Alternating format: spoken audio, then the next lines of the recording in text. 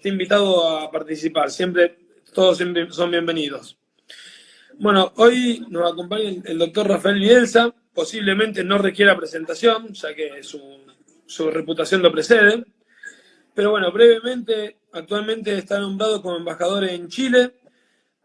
Anteriormente se ha desempeñado como canciller de Argentina, como director ejecutivo de Aeropuerto Argentina 2000, director del CEDRONAR, la Secretaría en la Lucha contra la Drogadicción y el Narcotráfico, entre muchísimos otros cargos que ha ocupado. Ha sido candidato a gobernador, reconocido académicamente en muchas facultades y distintos ámbitos académicos, tanto en el país como en el extranjero.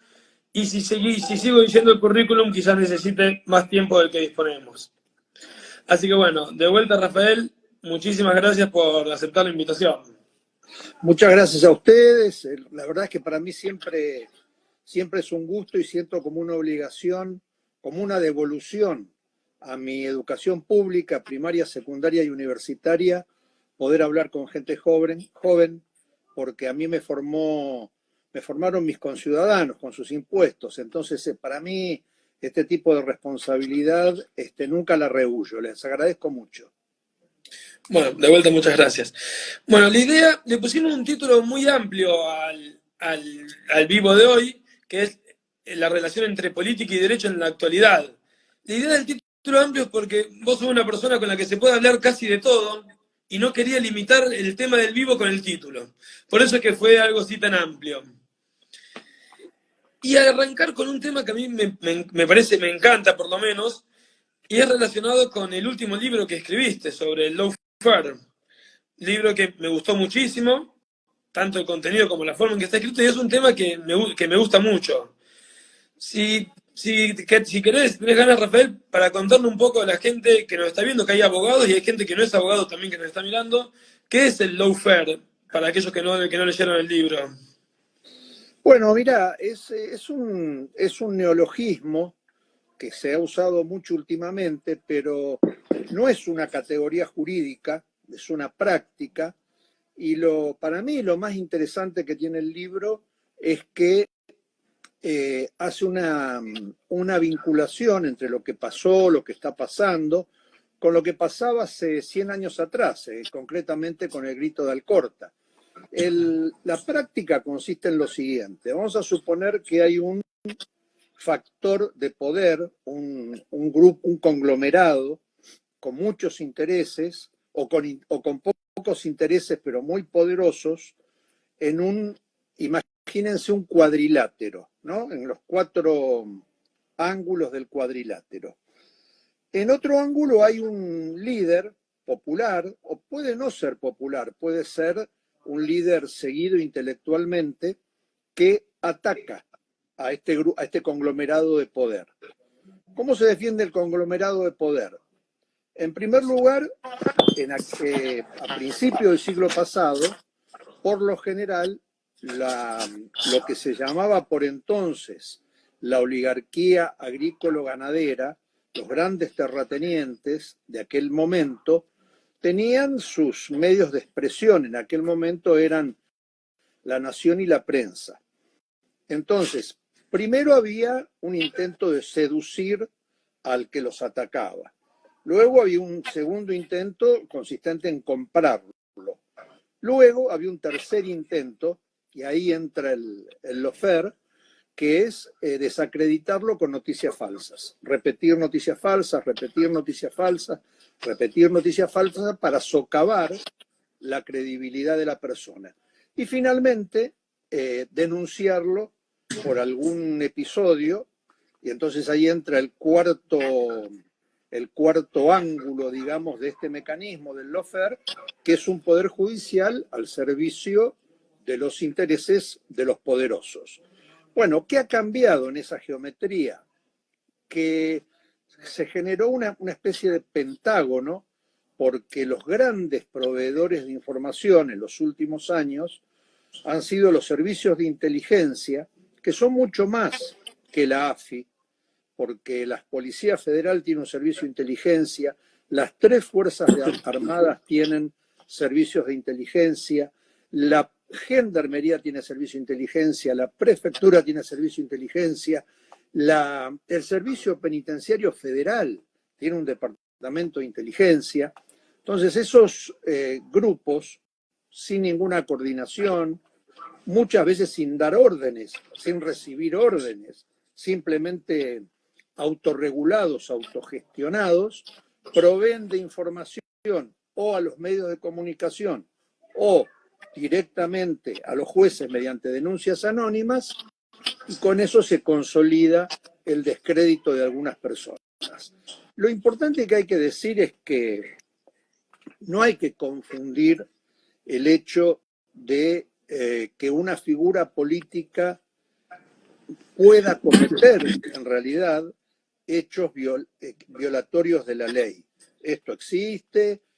Lo que sí es que lo que no se puede permitir es que se difame o se le apliquen medidas supererogatorias, medidas que no están explicadas por el derecho a estas personas solo porque molestaron o porque tienen un pasado político Sí. o porque en algún momento tocaron intereses muy grandes. El esquema sigue siendo exactamente el mismo que era durante el grito de Alcorta. Lo que nosotros contamos en el libro es que hubo un caso muy célebre, aunque ya olvidado, que es el caso del abogado Francisco Netri y su hermano. Rafael, disculpa, ¿me dejás hacer un breve paréntesis con una nota de color? Lo que quieras. Respecto a Francisco Netri, uno de los fundadores del Club de Derecho, que está en el vivo, está escuchando hasta ahora, es el doctor Federico Netri. Aparte de un gran amigo, es el bisnieto de Francisco Netri. Bueno, es un gran honor, realmente es un gran honor, porque ha tenido... Hoy en la tarde No, sí, disculpa. No, que ha tenido un abuelo que tiene incluso una biografía maravillosa, porque su bisabuelo nació en Italia. No solo nació en Italia, estudió Derecho en Nápoles, fue discípulo de grandes juristas como Scialoia, por ejemplo, un gran procesalista penal, excelente procesalista, y sin hablar español, se vino a la Argentina, porque acá estaba su familia, y terminó siendo un individuo, un gran abogado, una persona a la que le iba muy bien el ejercicio de su profesión.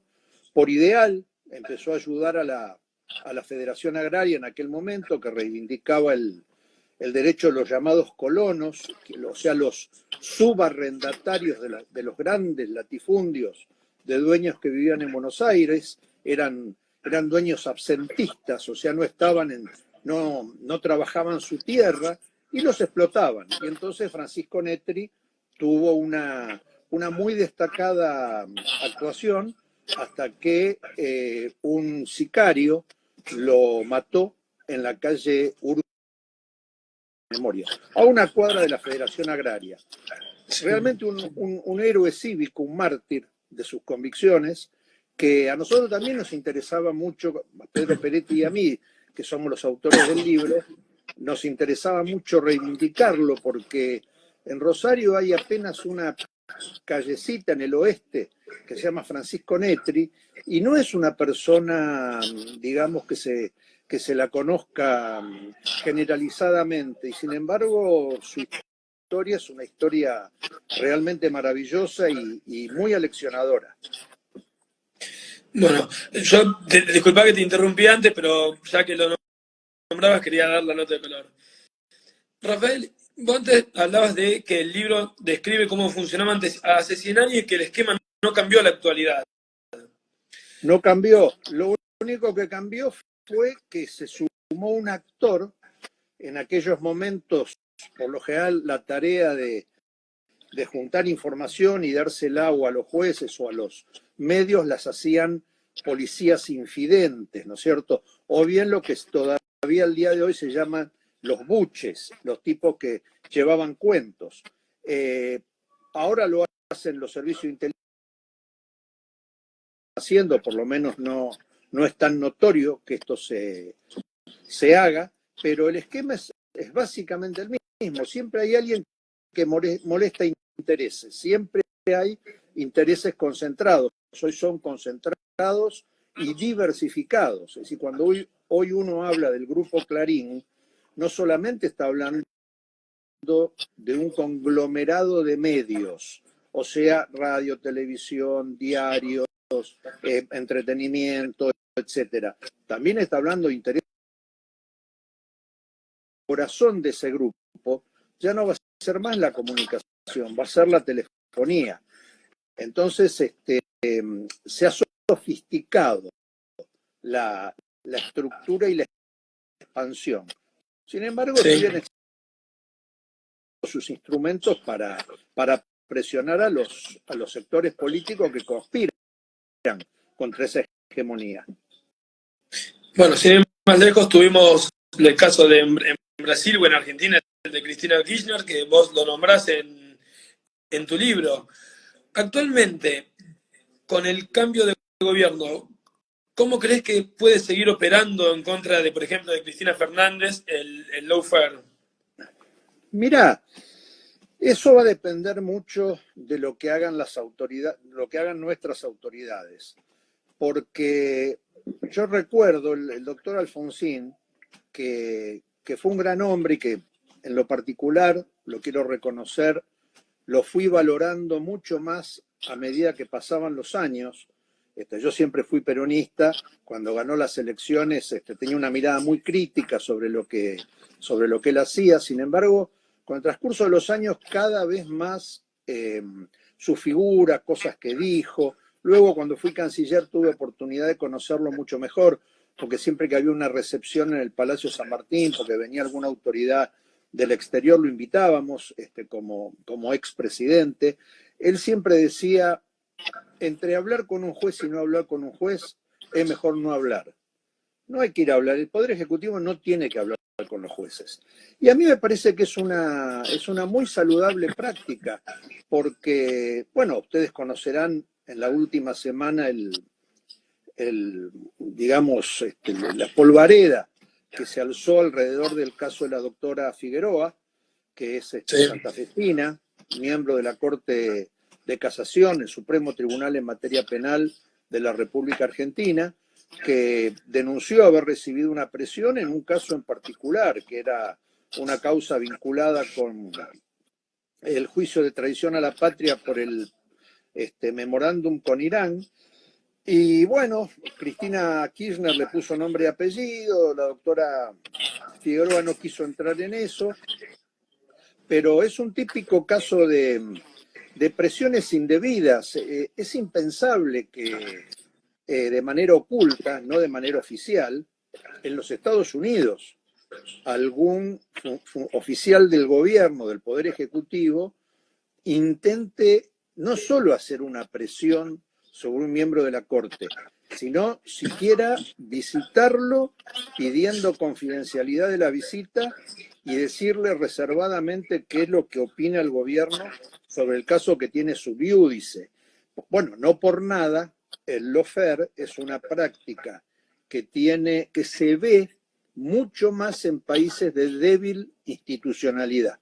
Cuando los países tienen fuerte institucionalidad, no hay espacio para eso. Sí hay espacio para la prensa amarilla, pero rara vez la prensa amarilla deriva en un juicio jurisdiccional. Es clarísimo. Te hago otra consulta, Rafael, referido a esto. En relación al lawfare, ¿cómo te parece que pueden influir las redes sociales actualmente? Facebook, Twitter, donde un montón de personas, incluso desde cuentas falsas, puede publicar absolutamente lo que quiera y es hasta difícil de rastrear. Porque, por ejemplo, Mirá, Facebook Argentina no te da información. es un magnífico punto.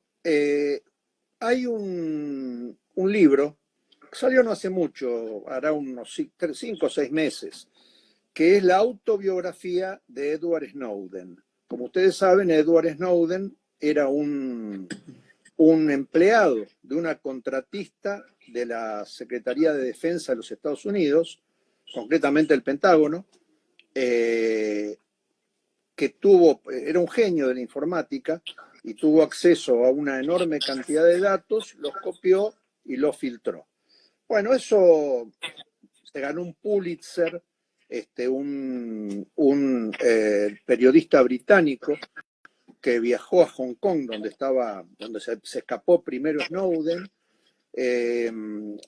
Bajo Control se llamó el libro que escribió este británico, Greenewald, que vive en las afueras de Río de Janeiro, y ahora escribió él su autobiografía. Y él dice una cosa extraordinaria, ¿no?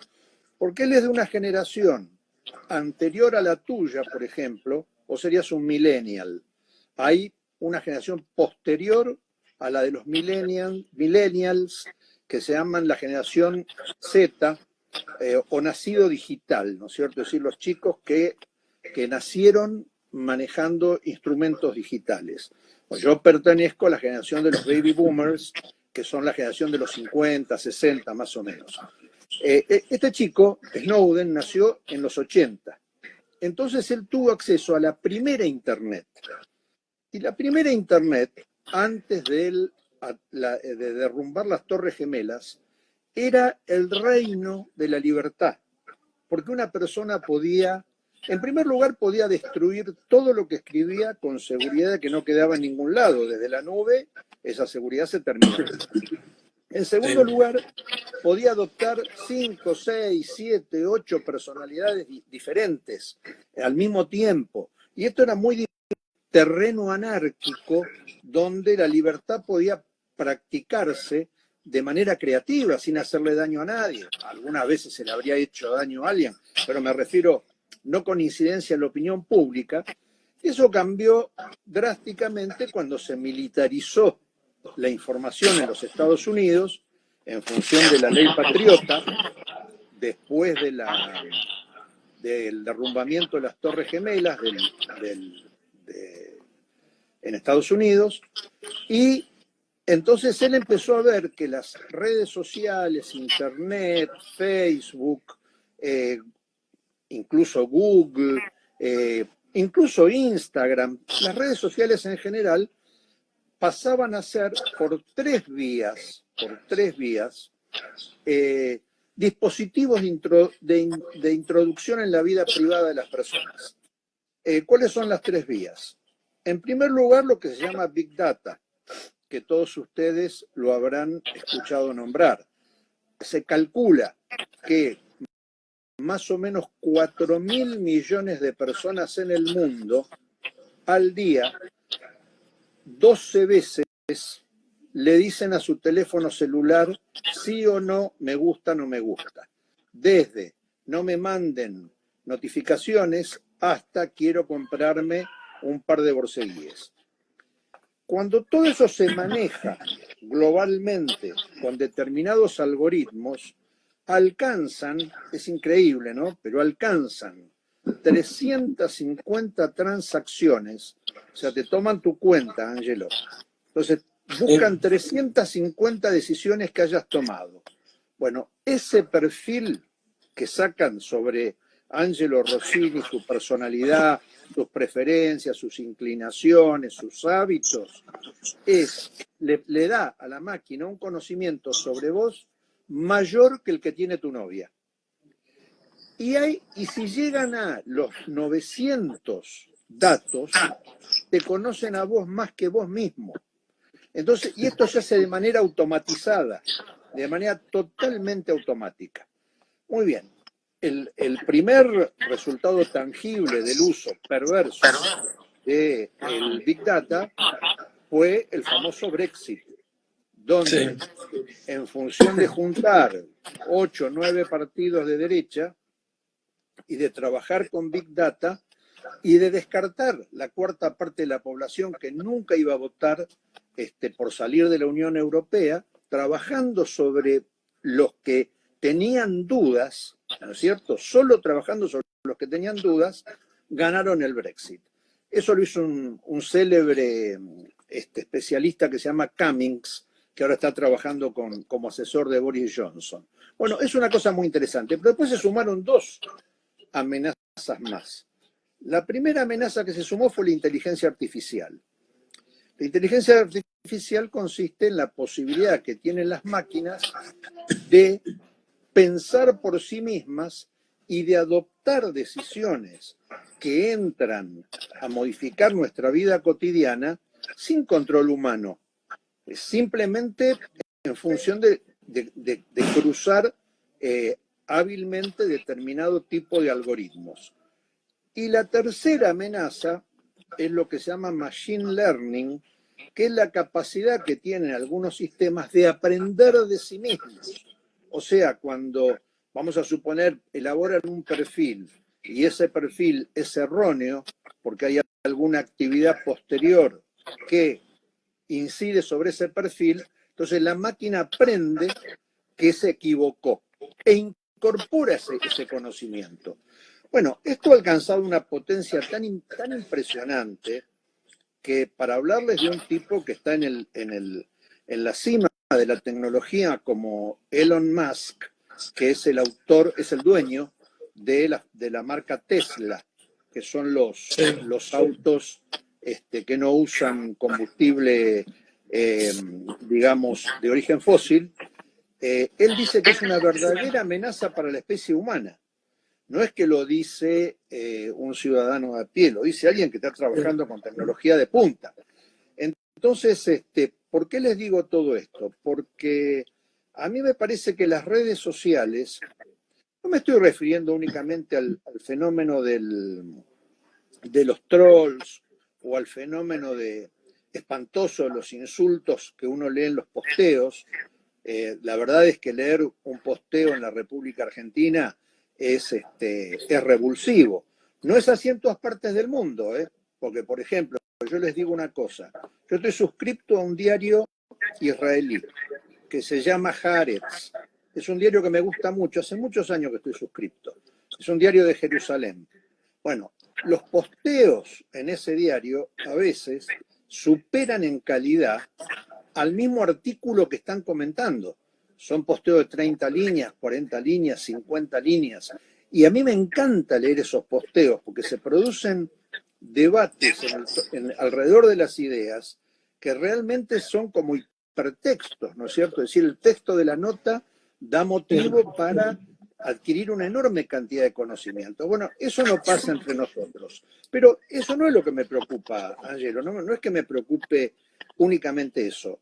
Me preocupa que hay una línea muy finita para resolver qué es bueno y qué es malo, porque sobre la base de la captura y el control de los datos, China, India, Singapur, Tailandia, Vietnam, lograron un conocimiento sobre cada una de las personas online tan rápido, tan preciso y tan orientado que pudieron tener una herramienta para el control del coronavirus que a lo mejor en Occidente consideraríamos abusiva, aunque a lo mejor en Occidente también se hace, pero no se dice.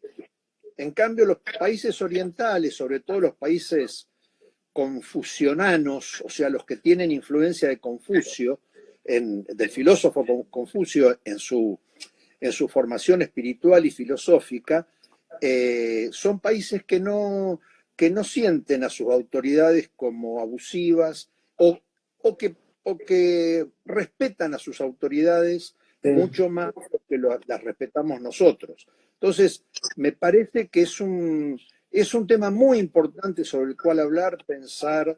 Yo creo que eso tiene que ser, debiera ser regulado. Como dice Snowden, era malo regularlo en los 90, porque los 90 eran un territorio de azar y de talento. Pero hoy en día, con tanta autonomía que hay de negocios, por un lado, ustedes saben que a Zuckerberg la Unión Europea lo sancionó con una multa de 13.000 millones de dólares por los datos que le dio finalmente a Cambridge Analytica. O sea, una multa enorme.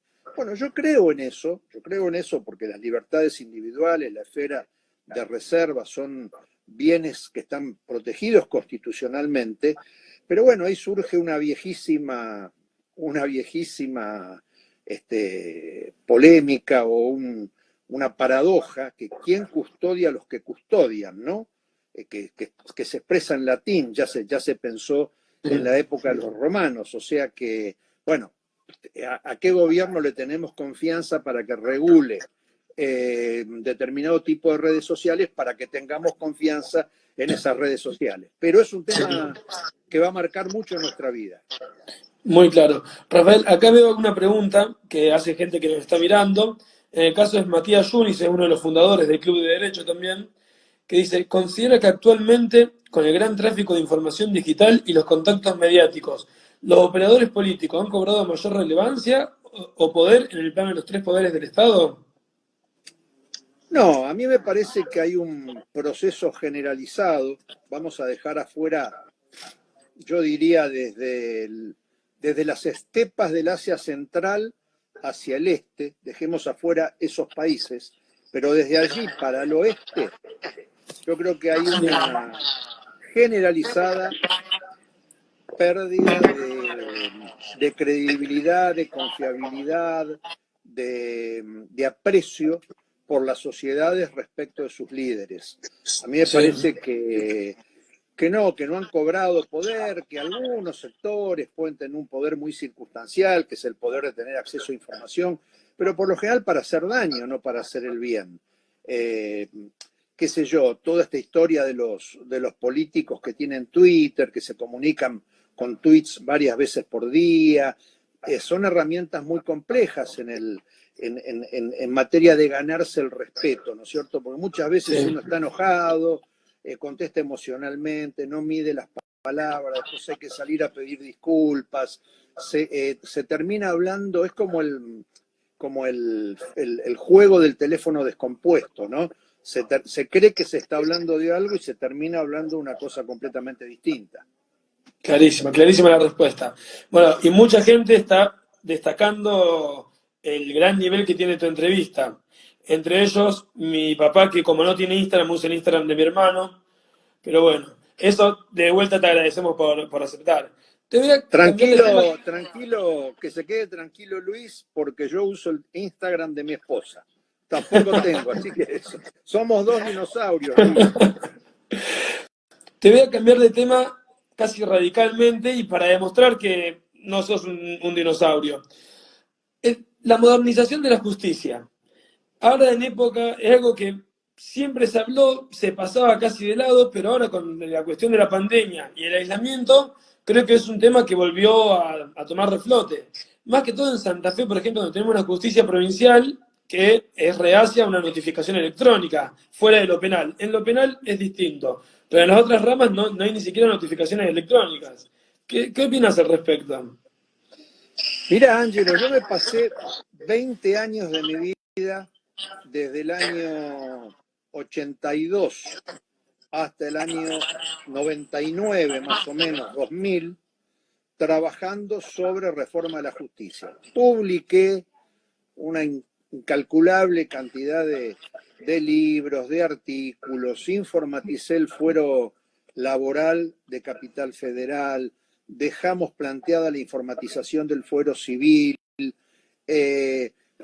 Era una época de mucho auge de la reforma de la justicia, existía en Estados Unidos un movimiento muy interesante, miren qué increíble, se llamaba 2020 o el 2020, para que en el 2020 los sistemas judiciales en los distintos estados tuvieran más o menos las mismas herramientas tecnológicas que tenía la justicia federal.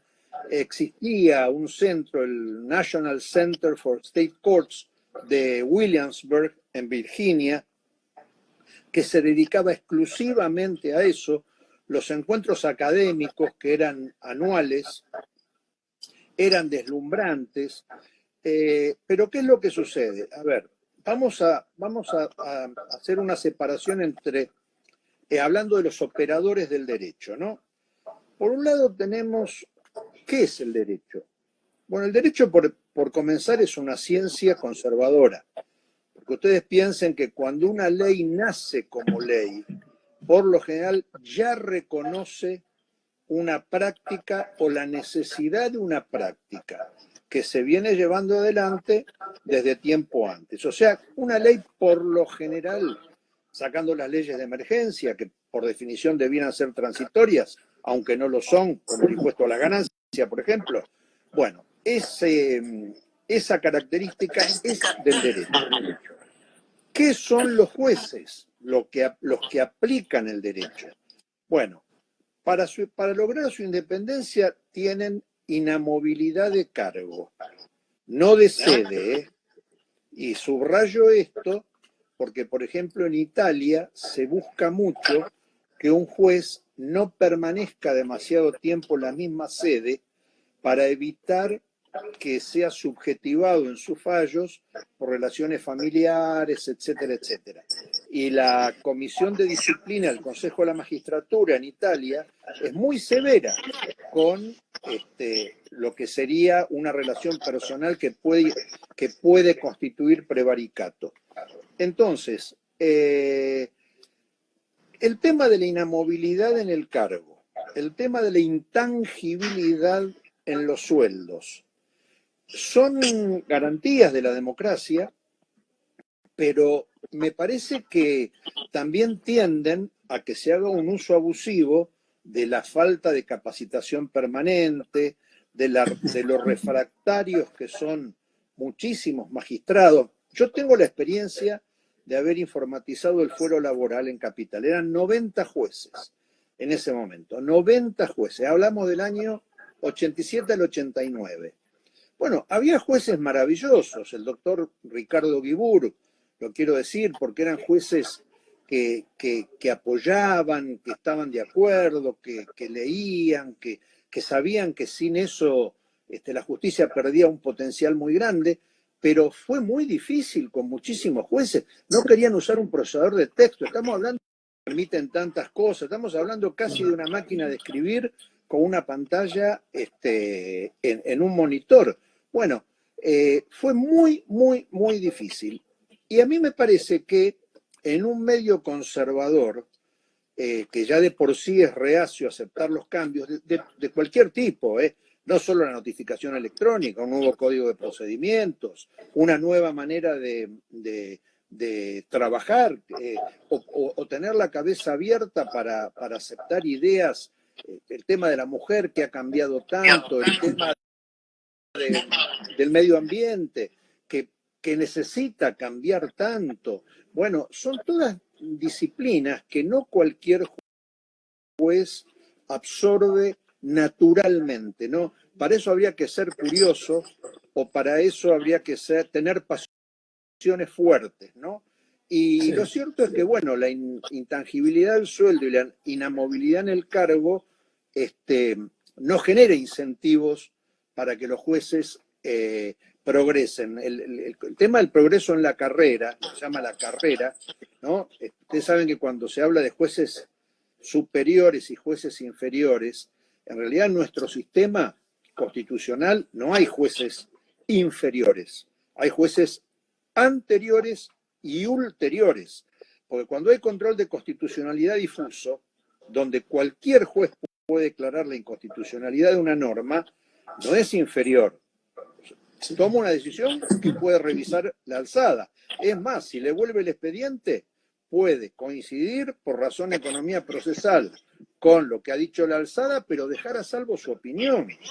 Entonces, ustedes piensen que la única manera de poder cambiar esas estructuras es que el esfuerzo para cambiarlas sea permanente y sea en una sola dirección. A mí me parece que la tecnología, más allá de que cada uno considere que es buena, que es mala, a mí me gusta, pero yo tengo una inclinación malsana, porque además soy un consumidor de tecnología patológico, como de libros, ¿no es cierto? Si yo no, me resulta imposible entrar a una librería y no llevarme un libro, no comprar un libro. Es una cosa que lo considero patológico porque es más fuerte que yo. Lo mismo me pasa con la tecnología. Bueno, yo no pido que sea todo el mundo igual. Lo que digo es que es irremediable, muchachos. Es irremediable. Y ustedes piensen que todavía el mundo está hablando en términos de 4G en materia de transmisión de datos. El 5G, que es 20 veces más veloz, va a permitir hacer cosas que impensadas, absolutamente impensadas. Entonces, pero ¿cuál es el secreto? Como el cambio es muy grande y como hay mucha resistencia, Me parece que el secreto consiste en algo de lo cual la Argentina adolece, que es la persistencia. La persistencia es fundamental y a veces pensando en el mundo post-pandemia, yo creo que esa persistencia va a ser una de las tres principales virtudes que van a requerir los países para tener un lugar en el concierto de las naciones que viene. No digo un lugar preponderante, no estoy hablando de ninguna excentricidad, estoy hablando de una posibilidad, ¿no es cierto? Los países que no sean previsibles, los países que no sean persistentes y los países que no sean pacientes no van a tener lugar, porque viene un mundo muy complejo, muy complejo. No va a haber un cambio como después de una guerra. Después de la pandemia no viene Yalta, no va a cambiar el ser humano, no viene una conferencia de paz, ¿no es cierto? Lo que va a venir es una agudización de algunas contradicciones y digamos, la fractura de algunas partes de esta fase del capitalismo que acusan fatiga de material y que no van a subsistir. Pero, por supuesto, como no es en función de un ganador y un perdedor, se va a ir dando de a muy poco. Entonces, la paciencia, la persistencia y la predictibilidad van a ser tres condiciones fundamentales para los países en el futuro. Y la Argentina, lo cierto, que es un país muy impredecible y muy inconstante. Nosotros, el problema que tiene la Argentina no es de falta de talentos individuales, ni siquiera es de defecto de normas, es de defecto de cumplimiento de las que existen. Nosotros no tenemos un pacto social donde tengamos por cierto que cumplir la ley es lo más redituable en términos sociales. Es al revés. Para nosotros es una astucia, ¿no? Tener un contador que nos enseña a evadir impuestos. Entonces, y ustedes piensen que se pasó de las ciudades-estado a organizaciones un poco mayores en función de institucionalizar el pacto fiscal. Esto está un poco en el nacimiento del concepto de Estado-Nación. Entonces nosotros rompemos ese elemento del pacto y, bueno, las consecuencias son enormes. Porque, la verdad, yo hablo por mí mismo, ¿no? Como yo soy un individuo que está en blanco, siempre fui un asalariado, nunca tuve un emprendimiento, digamos, empresarial propio, siempre fui un administrador de bienes ajenos. Entonces se me pagan, entonces está todo en blanco. Por supuesto, la carga fiscal sobre mí es una carga brutal. Ahora, yo también me doy cuenta que pago muchos impuestos porque muchos no pagan impuestos.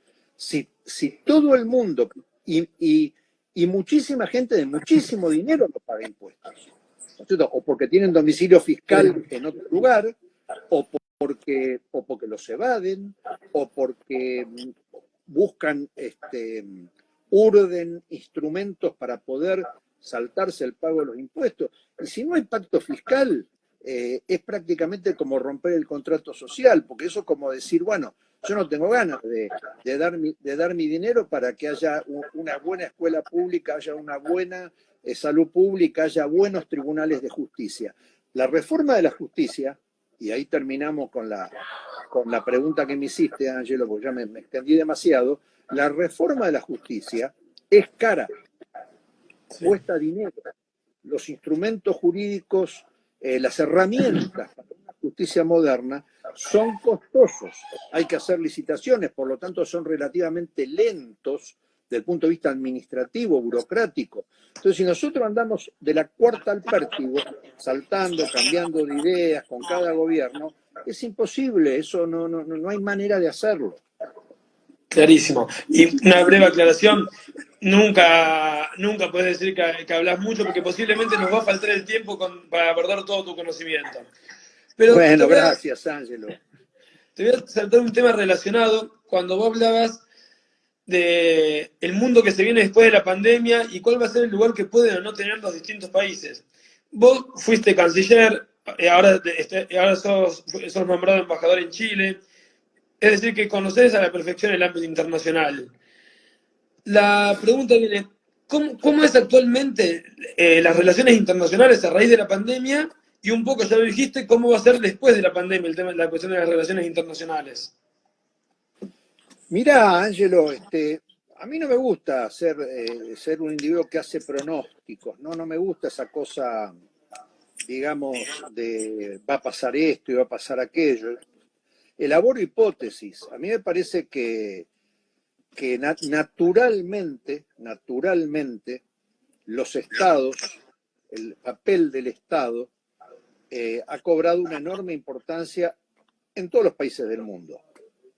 Que el papel del Estado cobre importancia en China tiene un valor relativo porque es un sistema de partido único que practica un capitalismo de mercado, en un caso único, ¿no es cierto? Capitalismo de mercado con partido único. Eso tiene su parte mala. En términos democráticos occidentales, porque no hay alternancia en el poder, hay poca accountability, poca posibilidad de que rindan cuentas, etcétera. Pero lo cierto es que funciona así. A mí me parece que esa preponderancia, ese peso de los aparatos estatales, que vos pensá una cosa, los países de la Unión Europea han endeudado, en función de la emisión del Banco Central Europeo, a cada ciudadano de Europa en 60.000 euros. O sea, deben 60.000 euros. El monto de la deuda adquirida por la emisión para que los estados puedan intervenir es muy pesada. Entonces yo lo que deduzco es en que países que se parecen al nuestro institucionalmente van a ser países que van a tener la necesidad de una presencia estatal muy fuerte, que no es nueva, porque piensen en la crisis del 2008. ¿Quién se hizo cargo de salvar a los que eran demasiado grandes para caer y a los que eran demasiado grandes para equivocarse en el sistema financiero? Paquete de 900.000 que resolvió Obama simplemente para salvar tipos que habían estado timbeando con las hipotecas subcalificadas. Lo mismo pasó en otro andarivel cuando cayeron las Torres Gemelas. Quien se hizo cargo de todo el gasto militar, todo el andamiaje industrial militar, es el erario. No fueron particulares. Los particulares se enriquecieron. El Estado pagó. Entonces yo creo que la prédica liberal, más que liberal, la prédica libertaria, ¿no? Estoy citando a una persona que respeto mucho, aunque no piense como él en términos políticos, que es Javier Milei, que no es el personaje que se conoce por la televisión, es un economista, un econometrista sumamente serio haciendo su trabajo. Él es libertario, ¿no? Entonces está en contra de la intervención estatal. Yo digo, bueno, uno puede decir, me parece que fue demasiado lejos el Estado. Para si el Estado no asume lo que está asumiendo, ¿quién lo asume? No habría sería la vuelta al estado de la naturaleza. Entonces a mí me parece que el papel del Estado va a ser muy fuerte y que va a haber un detrimento del multilateralismo. Hay muchas tendencias al bilateralismo. No hace falta que les diga que si hay un bilateralista ese es Trump y que si tenemos un bilateralista en el sur, ese es Bolsonaro. Y no es ideológico, porque por ejemplo Piñera, presidente de Chile, que es un presidente conservador, ¿no es cierto?, es absolutamente multilateralista, como todos los países que tienen la cantidad de tratado de libre comercio que tiene Chile. Entonces no es una cuestión estrictamente ideológica. A mí lo que me parece es que el neoliberalismo aborigen, criollo nuestro, va a tener que repensar mucho el tema de castigar al Estado al estilo como formaba parte del discurso del gobierno anterior. Hay que tener mucho cuidado con eso, ¿no? Yo no estoy de acuerdo con nombrar parientes o amigos, etcétera, etcétera. Yo nunca en mi vida nombré un pariente mío en la función pública, jamás, nunca. Entonces, tiene que ver un poco con los principios, no lo digo por eso. Lo que digo es que uno no puede estar en contra de esos principios, uno no puede estar en contra de que el Estado sea flaco y eficiente. Por supuesto, siempre mejor flaco y eficiente que gordo e inefectivo. Yo estoy de acuerdo con eso, pero siempre con mucha presencia estatal. ¿Y eso a qué lleva? Y eso lleva a la exacerbación de los nacionalismos. Y los nacionalismos, hay muchas maneras de ser nacionalista. Yo me considero nacional, es decir, me toca definir políticamente nacional y popular. Pero ¿qué quiere decir eso? Eso no quiere decir xenofobia. Entonces me parece que se están desarrollando expresiones nacionalistas como la de Boris Johnson, que son expresiones profundamente xenófobas, o como la de Salvini en Italia, profundamente xenófobas, como la de Hungría, ¿cuál es el riesgo? Bueno, hay muchos riesgos. Yo les menciono dos, porque me interesa la cultura cuando se mezclan las culturas. No hay mejor cultura. Las culturas, las otras, la de la Torre de Marfil, son culturas poco fértiles. En cambio, las culturas mestizas, ahora hace poco se nos fue un cultor de culturas mestizas, que es el negro Fontova, ¿no? Lo sincrético, esos lugares del arte donde se mezcla lo popular con lo virtuoso, ¿no es cierto? Bueno, eso, los nacionalismos expulsan eso. Y además le echan la culpa. A lo diverso le echan la culpa de sus males. Dicen, nosotros estamos mal porque acá vienen fulano, mengano, sultano y perengano. Bueno, Gran Bretaña no debiera olvidar que si alguna vez fue imperial, que si alguna vez fue dueña de los mares, fue con la sangre de los países a los que colonizó. Fue con India, fue con Pakistán, fue con todos los países que en algún momento formaron el Commonwealth, a los cuales saquearon, pillaron. Pregúntenle a Egipto. Las piezas más, sacando las pirámides, que eran demasiado grandes para llevarla en barco, las piezas más deliciosas, más exquisitas del arte egipcio están en el Museo Británico, están en Gran Bretaña. Entonces, lo que yo digo es, bueno, a ver, hay pakistaníes a morir en Londres, hay indios a morir en Londres, bueno, está bien, pero son súbditos, en su momento fueron súbditos de la corona británica. Entonces, a mí no me gusta ese modelo, no me gusta el bilateralismo. Yo creo en el multilateralismo. Yo creo en ámbitos como la Asamblea General de Naciones Unidas, donde 197 países, un país, un voto. No para cualquier cosa, porque finalmente Naciones Unidas tanto no resuelve, ¿no? Más bien hace proclamas. Lo que quiero decir, a mí me gusta el modelo igualitario, el modelo democrático. Ahora, en el mundo no es lo que viene, ¿eh? En el mundo me parece que viene una ola nacionalista, ¿no es cierto?, con mucha presencia estatal y donde va a costar mucho trabajo hacerse un espacio. Rafael, voy con una de las últimas preguntas porque ya vamos casi 50 minutos y el vivo se corta cuando llega una hora. El doctor Federico Netri, otro de los miembros del Club de Derecho, tocando un poco, me parece, el tema que vos nombrabas antes del endeudamiento de los países de la Unión Europea, pregunta, ¿qué opina de que el derecho internacional prevé un mecanismo para los países en default que sea similar al sistema concursal que regulan los países en el derecho local? Bueno, es una pregunta muy interesante. El sistema financiero internacional ya daba claras señales de fatiga de material. Cuando uno tiene una economía real, ¿no es cierto?, para usar una categoría marxista, bienes y servicios tangibles, y tiene una economía virtual, que son o monedas o instrumentos de monedas, o instrumentos de deuda, o instrumentos de deuda. Porque eso fue lo que pasó en Estados Unidos con las hipotecas subprime. Lo que pasó fue que una hipoteca, un conjunto de hipotecas se podía hacer un título, que se llamaban derivados. Y de la suma de los títulos, abajo había hipotecas, se hacía un tercer título, un título de segundo grado. Bueno, claro, nadie pensaba en cómo se habían vendido esas casas y a quién se las habían vendido y si esa gente podía efectivamente sostener el pago de esas viviendas. Bueno, por eso se derrumbó el sistema. Bueno, cuando hay más o menos entre 3 y 4 veces, o sea, la moneda ficticia es 3 o 4 veces mayor en volumen que los bienes y servicios que produce el PBI mundial anual. Bueno, por eso, ¿qué sucede?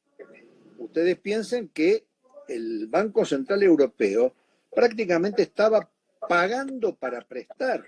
Porque cuando ustedes tienen tasas negativas, 0,2, 0,3, 0,4, claramente estaba pagando para prestar. Ese sistema financiero, incluso ahí hay otro capítulo, le digo a Federico, otro capítulo muy interesante, que es el capítulo de los organismos multilaterales, ¿no? O sea, como los funcionarios de carrera cobran por plata colocada a fin de año, entonces están muchas veces mucho más pendientes de colocar un préstamo mirando sus bonos, ¿no es cierto?, que de ver qué hace el país con esa plata. Lo que hizo la Argentina en los 4 últimos años, muchachos, liberar la cuenta capital arriba y endeudarse endemoniadamente abajo, era un canal. Se entraba por un lado, hacía unos números acá con la tasa de inflación y con lo que se pagaba de...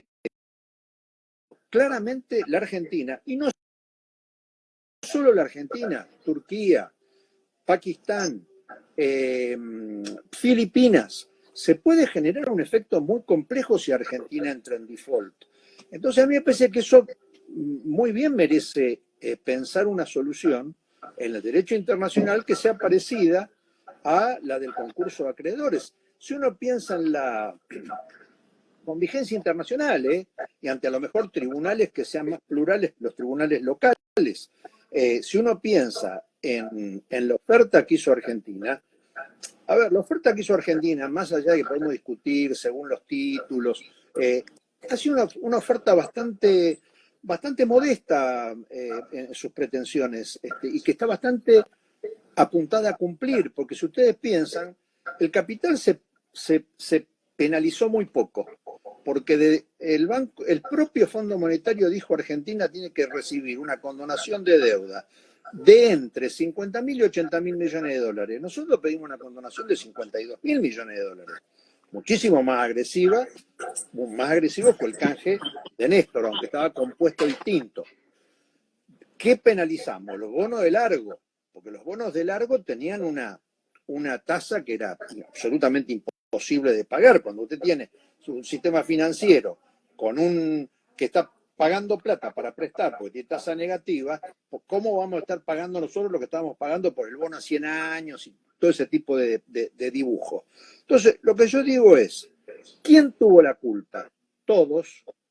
Nosotros, pues somos alcohólicos recuperados. Entonces, no puede ser un país con 9 defaults, muchachos. No es gracioso, es muy triste. Es una cosa muy triste que habla muy mal de nosotros. No puede ser, ¿no? Es una cosa que yo pensé en el 2003 que se terminaba, que era para siempre, que pasaba a formar parte de la cultura colectiva. Bueno, no fue así.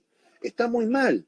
Pero pensando colectivamente, nosotros nos equivocamos, porque somos unos dementes colectivos. Ahora, también se equivocaron los que nos prestaron.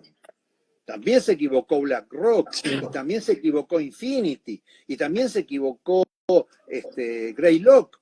También se equivocaron. Pues compraron bonos. Miren, hace muy poquito, termino con esto, ¿no? BlackRock tiene un chairman, no es dueño de la empresa, es un superadministrador, se llama Fink de apellido. Les propongo que busque Fink, F-I-N-K. Les propongo que busquen en internet, hay una carta que él les escribió, siempre lo hacen una vez por año, a todos los CEOs de las sucursales que tiene BlackRock en el mundo. Bueno, es la primera vez que un tipo de las finanzas, un tipo del corazón de las finanzas, podemos creerle o no creerle a lo que dice la carta, pero ¿qué es lo interesante?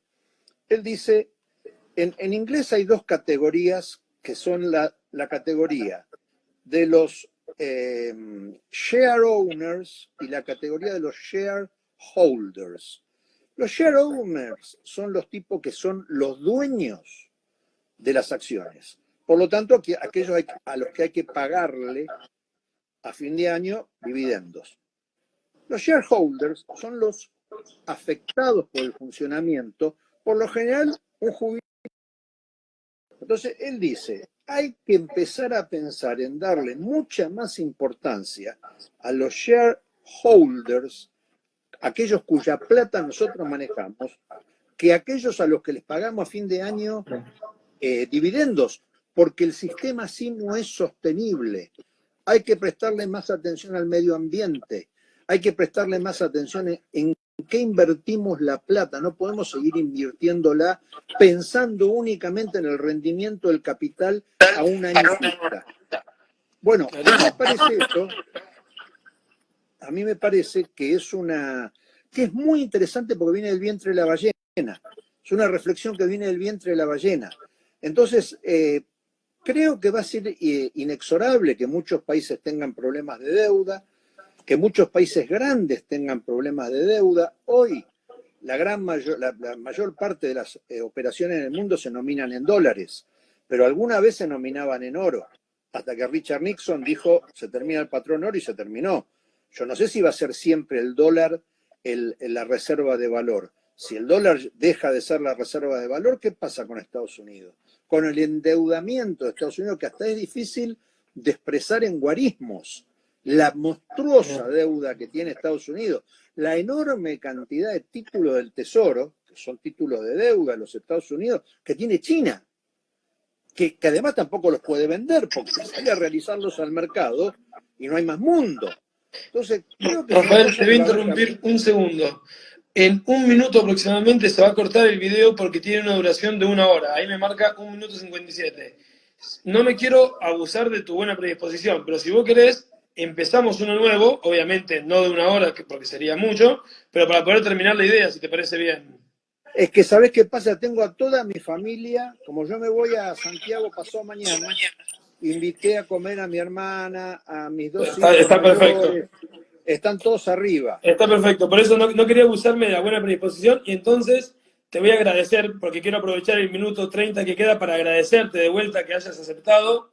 Claramente el conocimiento que tenés excede lo que podemos hablar en un vivo de Instagram y bueno, de parte del Club de Derecho, no de parte mía solamente, sino de parte de todo el Club de Derecho te agradecemos. Y pido perdón a la gente que hizo preguntas que no pudimos contestarlas, o mejor dicho, Rafael no pudo contestarlas, por una cuestión del tiempo que permite un video en vivo de Instagram. Pero de vuelta, muchas gracias, es algo que nos enriquece mucho a todos y tener a alguien de tu calibre hablando acá con nosotros realmente es algo que no se ve a diario. Así que muchísimas gracias, Rafael, por aceptar. Era mi obligación y además fue un placer. Muchas gracias por haberme dado la oportunidad. Y bueno, y perdón que te tuve que cortar al final, pero estamos a 40 segundos de que se corte. No te preocupes, un gran abrazo para todos.